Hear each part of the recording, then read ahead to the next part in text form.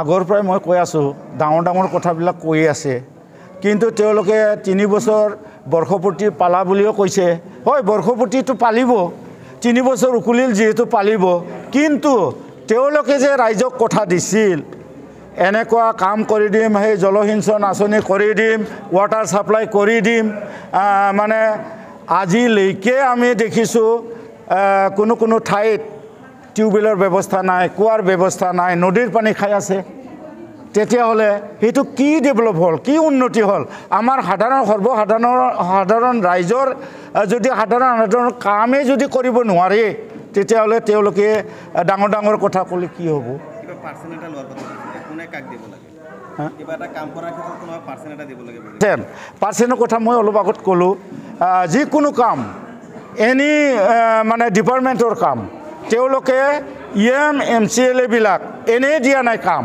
সাধাৰণ গাঁৱে ভূঞে যোৱা ৰাস্তাৰ পৰা আদি কৰি আৰু ক'ৰবাত ডাঙৰ বিল্ডিঙৰ কথাটো বাদ দিয়ক মোটামুটি 18% নৰ তলত 20%ৰ তলত কিন্তু তেওঁলোকে কাম দিয়া নাই কাকো ইমানটো পাৰ্চেণ্ট দলৰ নামত লৈছে কিন্তু তেওঁলোকে MCLA সকলে পকেটত ভৰাই লৈছে এইটো একদম খাটাং প্ৰয়োজন হ'লে আৰু ক'ব পাৰিম এইটো দল পৰিৱৰ্তন দল এনেকে যদি মানে পাৰ্চেণ্ট লৈ পেলাই কাম কৰে তেতিয়াহ'লে আমাৰ গাঁৱে ভূঞে যিখিনি কৰিব লগা কাম সেইখিনিতো হৈ নুঠে না তে কাক পৰিৱৰ্তন কয় পৰিৱৰ্তন হোৱাই নাই আৰু বহুত এই যে হেৰিত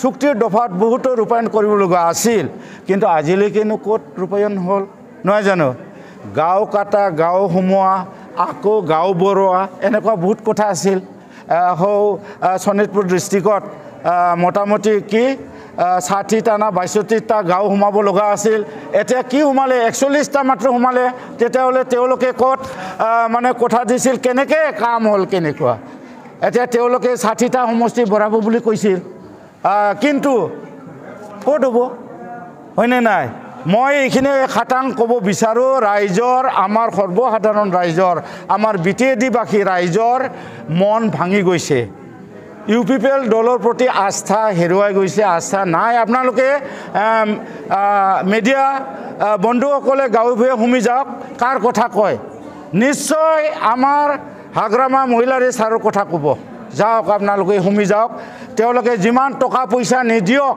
যিমান ভাল কথা নকওক গাঁৱত তেওঁলোকে সোমাই প্ৰচাৰ কাৰ্য চলাব পৰা তেওঁলোকৰ মানে হেৰি নাই বৰ্তমান আজিৰ দিনত সেইখিনি মই ডাঠি কৈছোঁ আমি হয়তো গ্ৰাছৰুট লেভেলৰ পৰা কাম কৰি অহা মানুহ গতিকে আমি জানো গতিকে মানে আজিৰ দিনত ৰাইজৰ মনবিলাক কিন্তু ভাঙি গৈছে UPPLৰ প্ৰতি তাৰমানে কাৰো আস্থা নাই আস্থা হেৰুৱাইছে সেই হিচাপে আশা কৰিছে আমাৰ মানে পুৰণা দলৰ আমাৰ পুৰণা চিফ ছাৰ হাগ্ৰামা মহিলাৰীকে আশা কৰিছে ৰাইজে এইবেলি আগন্তুক নিৰ্বাচন যেতিয়া BTEDত হ'ব তেতিয়া আমাৰ হাগ্ৰামা মহিলাৰীকে ছাৰকে চবে ভোট দি তেওঁক মানে চৰকাৰ আনাৰ সহায় কৰিব আৰু তেওঁৰ এই যে মানে আমাৰ BTED অঞ্চলত যে উন্নয়নমূলক কাম কৰিছিল সেইটোতো চবেই দেখা পায়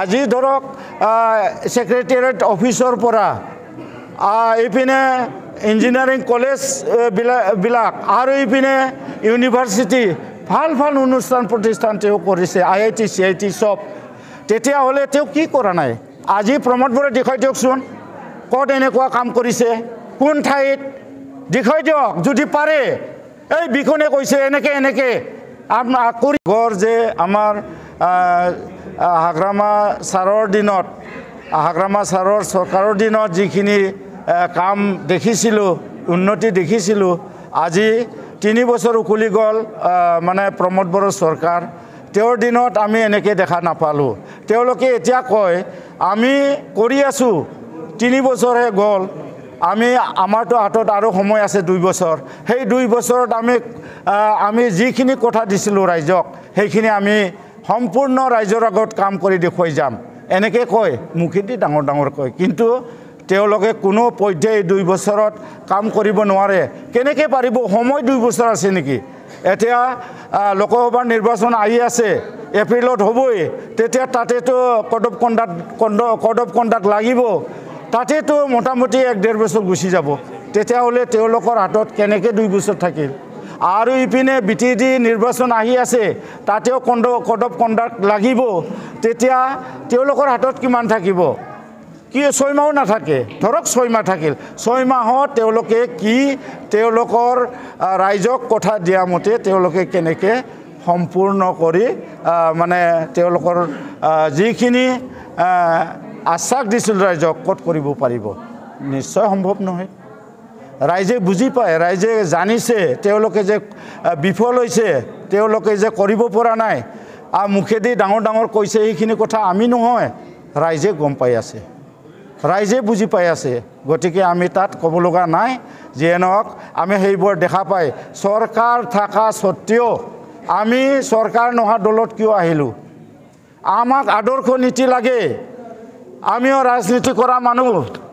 গতিকে ধৰক 87ৰ পৰা আমি ৰাজনীতিৰ লগত ময়ো জড়িত, সেই হিচাপে আমি আশা কৰোঁ যে ৰাইজক কিবা এটা কৰি থৈ যাব পাৰে নেকি, নেক্সট জেনেৰেশ্যনক, আমাৰ ল'ৰা ছোৱালীক আমি কিবা এটা ভাল কাম কৰি দেখুৱাই থৈ যাব পাৰে নেকি, এইখিনি আশাৰে আমি বৰ্তমান মই দল কৰি আছোঁ। গতিকে মানে তেওঁলোকে যিমান নকওক কিয় তেওঁলোকে কাম কৰিব নোৱাৰে, সময়ো নাই। আৰু আমাৰ দলৰ মানুহখিনিক কৈছে UPPL নাছিল, তেওঁলোকে BPFতে আছিল, BPFৰ পৰাই তেওঁলোকে মানে জইনিং BPFত কৰিছে, এনেকৈ কথাবিলাক কৈছে। সেইবিলাক অগাধ মিছা কথা। এও বিকন গয়াৰী, এও বৰ মিছলীয়া, এওতো শিক্ষা জগতৰ মানুহ, এও শিক্ষা জগতৰ মানুহে যদি এনেকৈ মিছা কথা ক'ব পাৰে, তেতিয়াহ'লে দেশখন কেনেকৈ চলিব? তেওঁ UN একাডেমীৰ বৰপেটা ৰোডৰ তেওঁ এজন মানে ডিৰেক্টৰ, তেওঁ ডিৰেক্টৰ হৈ এনেকৈ যদি মিছা কথা ক'ব পাৰে, তেওঁৰ আণ্ডাৰত তেওঁৰ স্কুলত কোন অভিভাৱকবিলাকে ল'ৰা ছোৱালীক মানে পঢ়ুৱাব? চাওক, কোনেও নপঢ়াব। তেওঁ এনেকৈ যে মিছা কথা কয়, মিছলীয়া, সেই কথাটো ৰাইজে গম পালে। এই যে মোক CWC মেম্বাৰ নহয় বুলি এবাৰ ক'লে সিদিনাখন 19 তাৰিখত, আকৌ আজিৰ নিউজ চেনেলত ক'লে যে কনক বৰুৱাই আগতে CWCৰ মেম্বাৰ আছিল। এই কথা ক'বা লাজ কৰিব লাগে। সেইদিনাখন এটা কথা ক'লে, আজি এটা কথা ক'লে, কি কথা এইটো? তেওঁ কি? তেওঁ এজন আমাৰ হালবাৰী জিলাৰ UPPLৰ মুৰব্বী, সভাপতি মানে মুৰব্বী, দেউতা। তেওঁ দেউতাই পৰিচালনা কৰা মানুহজনে যদি এনেকৈ মিছা কথা কয়, তেতিয়াহ'লে তেওঁ ৰাইজক, আমাৰ সেই যে সংগঠনক, আমাৰ দলটোক কেনেকৈ চলাই নিব পাৰিব? নোৱাৰে, নিশ্চয় নোৱাৰে। সেইকাৰণে ফেইলৰ বুলি কৈছোঁ। সেই ফেইলৰ দলত আমি নাথাকোঁ, এই বুলি আমি যোৱা 16 তাৰিখত আমি চবে মানে দলে বোলে আমাৰ কৰ্মীখিনি মানে 46 জন কৰ্মী আমি BPFত যোগদান কৰিছোঁ। আৰু কিবা কম না?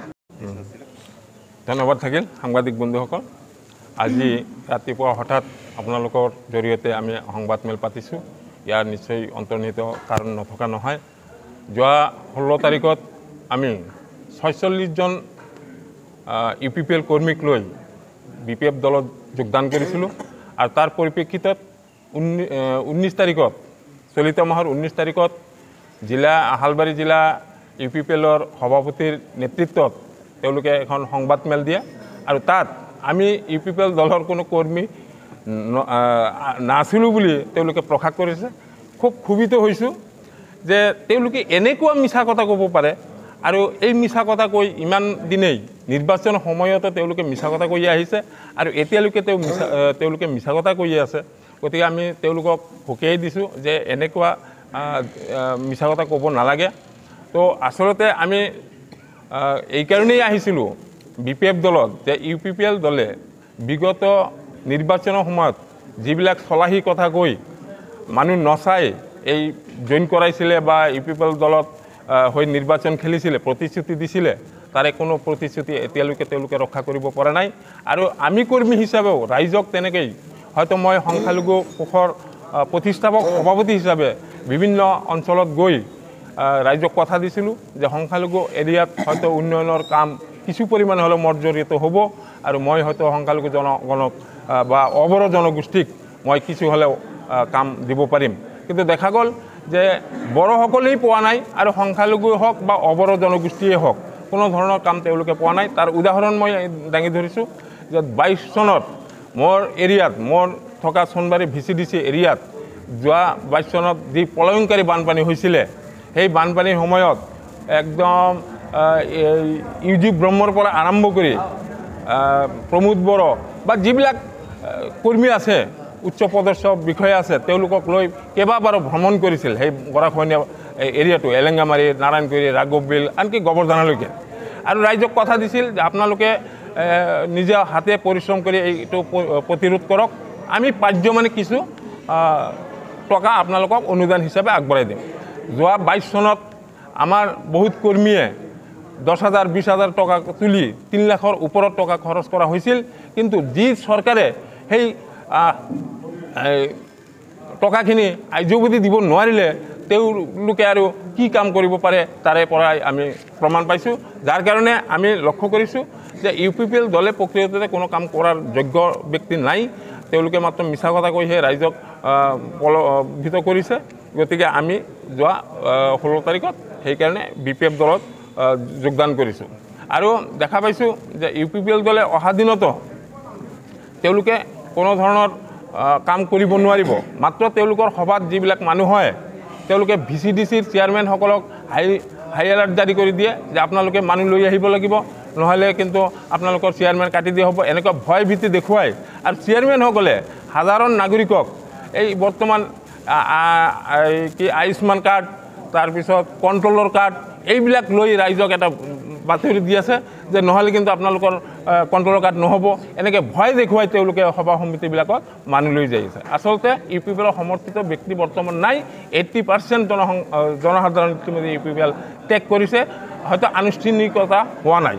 অহা দিনত তেওঁলোকে জনসাধাৰণৰ পৰা কোনো ধৰণৰ সহায় সহযোগ নাপাব বুলি আমি লক্ষ্য কৰিছোঁ, বা আমি প্ৰতিষ্ঠাপক সভাপতি হিচাপে এইবিলাক লক্ষ্য কৰিয়ে মই মানে দল ত্যাগ কৰিবলৈ বাধ্য হৈছিলোঁ।